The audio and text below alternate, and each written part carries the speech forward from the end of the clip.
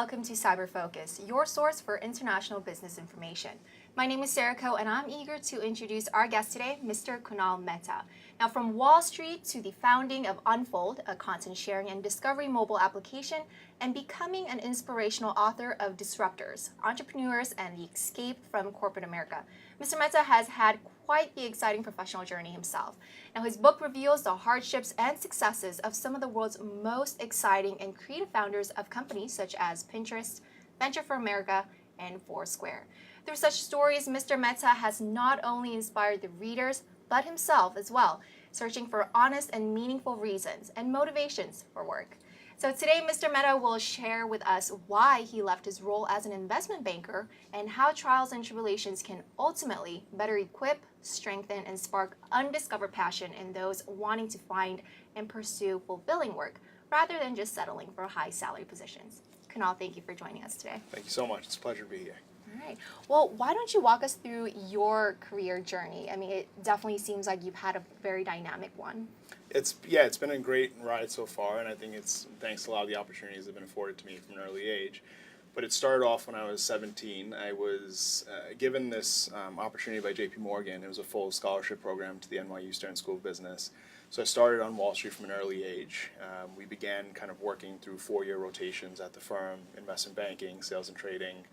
And it was during the recession, so I got to see a lot about the industry kind of when it was going through this evolution and changing a lot.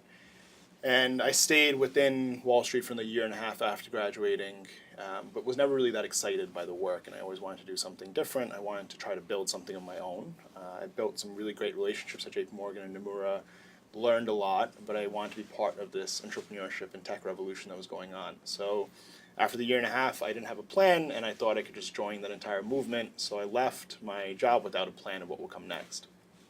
And pretty soon I realized how hard that was. Kind of my savings account was tested. Mentors were telling me that I made a pretty stupid decision pretty early on.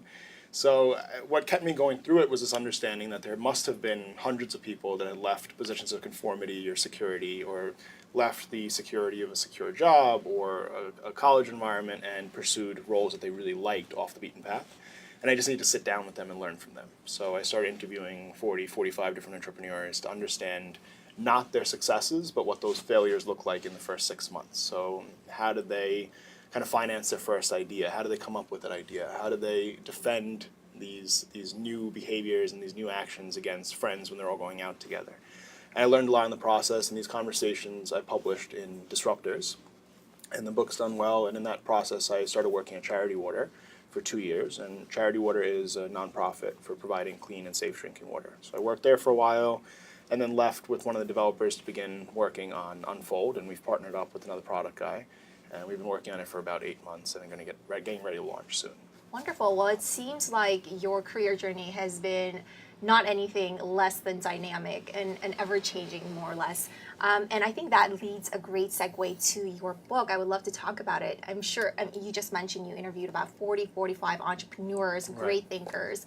If you had to, and I'm sure this is going to be very difficult, just choose maybe 1 or 2 very interesting stories that really motivated you and that really touched your soul, per se, what would they be? It's exactly like you said. I mean, all 40, 45 entrepreneurs come from different walks of life. They all have dynamic stories and very inspiring, very friendly when you sit down with them. I mean, they seem like they're celebrities on the news, but when you sit down with them, they've been through the same struggles, and we learned a lot from them.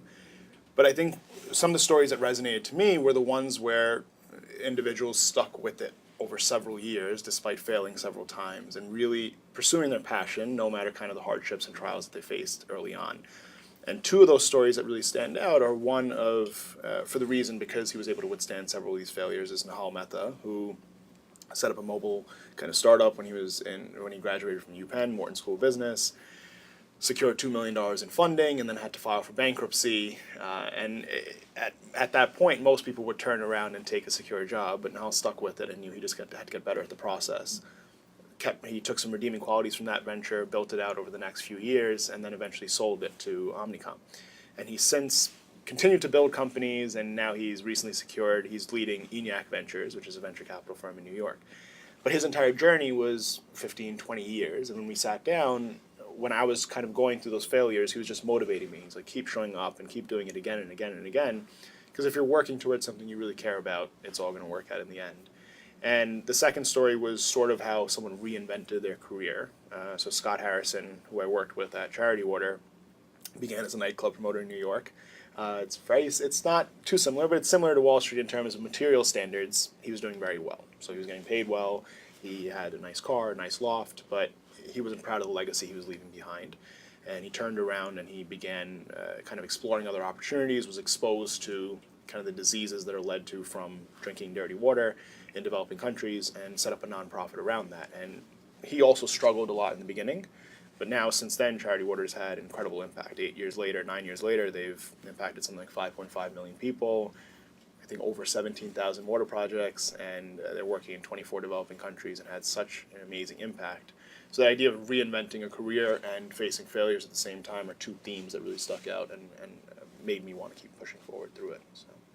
Well, you were the keynote speaker for Indiana University's Kelley Institute for Social Impact this other day, and I'm very curious, what were you able to talk to the students about, and what kind of subjects or topics were, I guess, popular?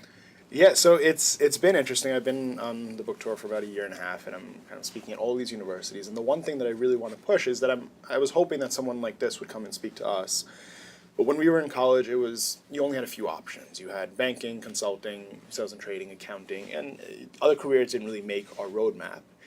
And in that, we were always forced to, from freshman year, do what was considered right or do what was considered successful so that those jobs would hire us. And we lost creativity every single year as we went through it. We went through these annual rotations, and you're trying to fit a mold and losing some of that creativity that you have on the side. So there's no operating in pockets of innovation elsewhere.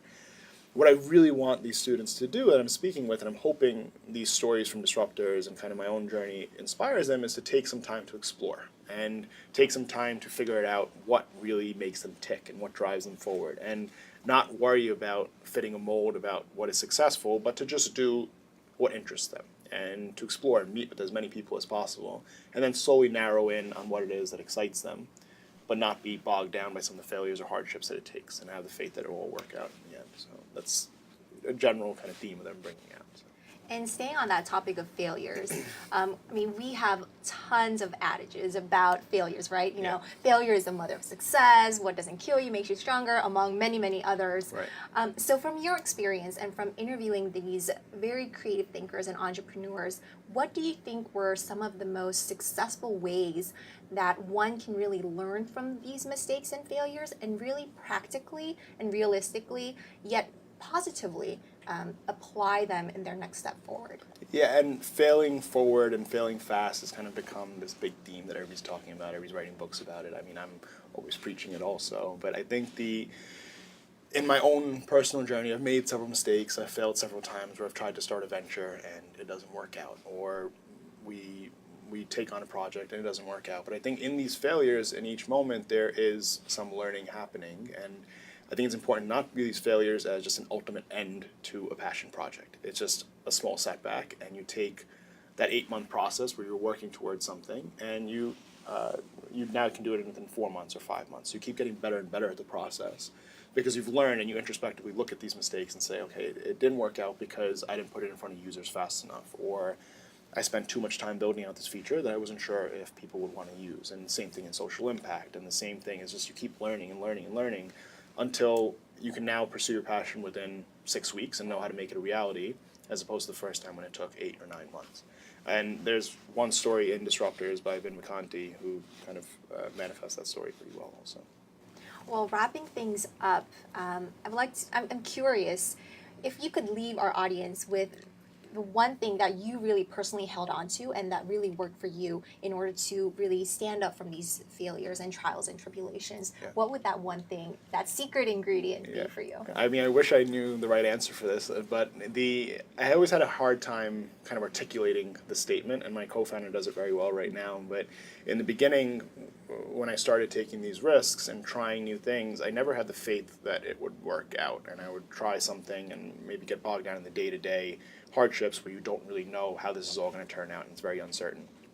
So the same thing is at 21, when I'm deciding to leave my job and write a book, many people that doesn't seem like a very smart decision, and so the first 6 months or 7 months of that was hard. And then at the end of the year, or 2 years, now I can see, okay, it worked out fine. But on the other side, it didn't work out for certain ventures that I started. And now as we're doing Unfold, we're building a mobile network which presents its own challenges. And when I get bogged down in the day-to-day and I feel like the uncertainty is too much, my co-founder, Matt Tucker, he's always saying, he's like, I just have faith that it will all work out. And I think that's a really good mantra that a lot of students should look at this with, is explore, experience new things, and tell the story later on. Because I think all these individual dots start to tie together and present a whole story where you've learned so many different things, you can tie it into any passion that you work on. So they shouldn't focus on my 10-year plan, what makes it seem like I need to be in 10 years. They should focus more on the day-to-day and what really excites them and where can they find passion projects and work on those and learn from them and then adapt those skills towards something new that they're working on. So I think that's what has pushed me forward in this entire process. Kunal, thank you so much for coming in to speak with us. Thank you so much. Appreciate it. Well, that's all for this edition of Cyber Focus. Thank you so much for joining us. Now, if you have any comments or suggestions for future topics, please let us know at cyber, that's CIBER, @indiana.edu.